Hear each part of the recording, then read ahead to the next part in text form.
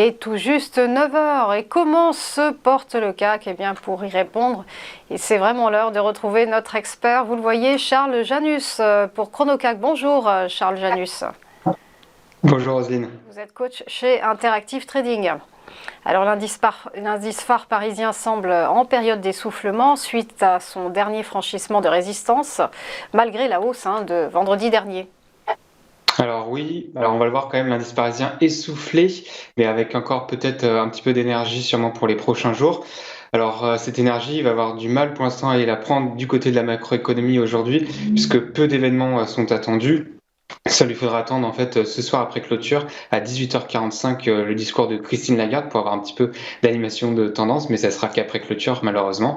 Sinon, il faudra attendre les PMI un peu plus tard cette semaine pour la partie européenne, ou alors du côté des États-Unis, ça sera en fin de semaine avec notamment à la fois le PIB ou encore le PCE, un indice d'inflation aux États-Unis. Du côté de la microéconomie, là aussi, on va voir toujours cette du côté des publications de résultats. On attend notamment cette semaine Tesla, Microsoft ou encore Intel dans les semi-conducteurs, ou encore aussi dans l'industrie et la consommation tels que Johnson & Johnson ou General Electric. Donc on le voit, la fin de semaine sera beaucoup plus importante cette première journée de la semaine lundi, puisque la macroéconomie et la micro et macro deviendront de plus en plus importantes en fin de semaine.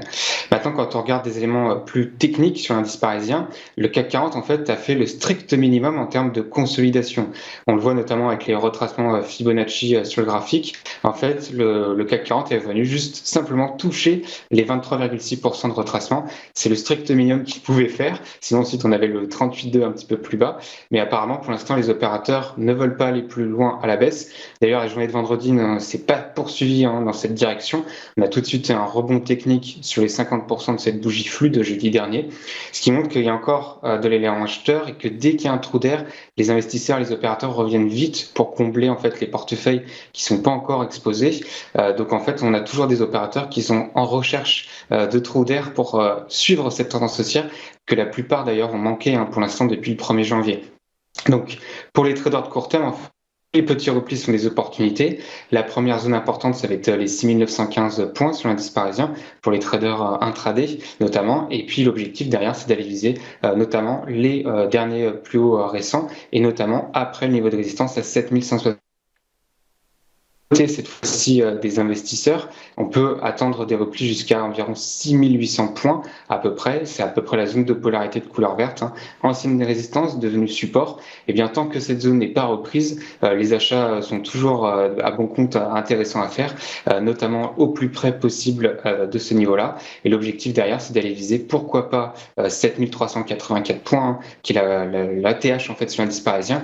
D'ailleurs, soit dit en passant, on parle d'ailleurs ici tout le temps de l'indice CAC 40 standard qu'on regarde tous les jours à 7000 points environ, mais en fait il faut savoir qu'il y a un CAC 40 Growth Return, cette fois-ci le CAC 40 GR qui comprend les dividendes, celui-ci, contrairement au CAC 40 PX1 standard, et on peut avec le CAC 40 dividendes réinvestis constater que l'indice est tout prêt d'inscrire un nouveau record historique. On en parlera sûrement lundi prochain, ça va être un élément intéressant à regarder.